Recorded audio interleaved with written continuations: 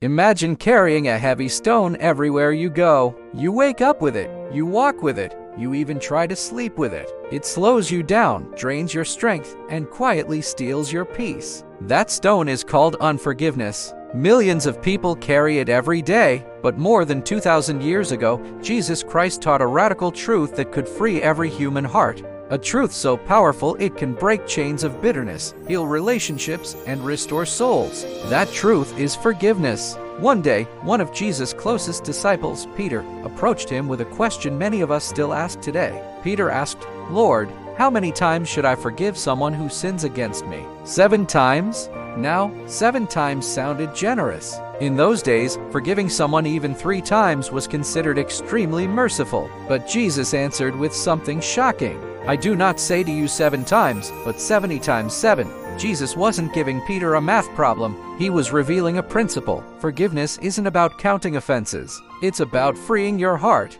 To explain this, Jesus told a story. There was a king who decided to settle accounts with his servants. One servant owed him an enormous debt, so large he could never repay it. The king ordered that the servant, his family, and everything he owned be sold. The servant fell to his knees and begged, "Have patience with me, and I will pay you everything." Moved with compassion, the king did something unbelievable. He forgave the entire debt, completely, freely. But later, that same servant found a fellow servant who owed him a very small amount of money. Instead of showing mercy, he grabbed the man and demanded payment. When the poor man begged for patience, the servant refused and threw him into prison.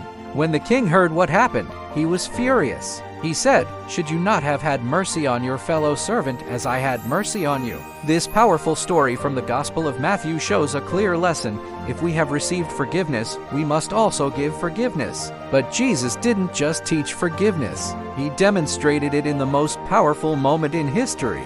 When Jesus was arrested, beaten, and nailed to a cross, he looked at the people who were killing him, the soldiers, the crowd, the leaders who had condemned him. And instead of anger, instead of revenge, he prayed these words, "Father, forgive them, for they do not know what they are doing." Think about that. At the moment of greatest pain, Jesus chose forgiveness. Long before Jesus, another man showed the power of forgiveness. His name was Joseph. Joseph's own brothers betrayed him out of jealousy and sold him into slavery. Imagine that level of betrayal, sold by your own family. Joseph was taken to Egypt where he suffered injustice, imprisonment, and hardship. But over time, God lifted Joseph to a position of great power.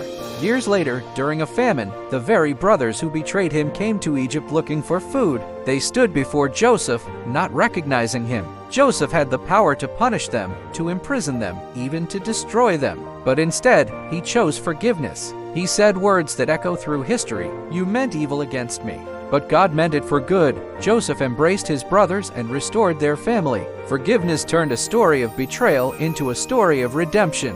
Forgiveness doesn't mean pretending the pain never happened. It doesn't mean the offense was acceptable. Forgiveness means choosing freedom instead of bitterness. The Bible teaches in Ephesians 4:32, "Be kind and compassionate to one another, forgiving each other, just as God forgave you." When we forgive, we release the poison of anger. We allow healing to begin, and we step into the freedom God intended for us. Every person listening to this faces a choice. Somewhere in your life, there may be someone who hurt you, a betrayal, a broken promise, a painful memory. You may feel justified holding on to that anger, but forgiveness isn't about letting someone else win. Forgiveness is about letting your own heart be free. Just like the king forgave the servant, just like Joseph forgave his brothers, and just like Jesus forgave those who crucified him. The question isn't whether forgiveness is easy. The question is whether we are willing to follow the example of Jesus Christ, because sometimes the greatest miracle isn't moving mountains. Sometimes the greatest miracle is a heart that chooses to forgive. Remember, forgiveness doesn't change the past, but it can absolutely transform your future.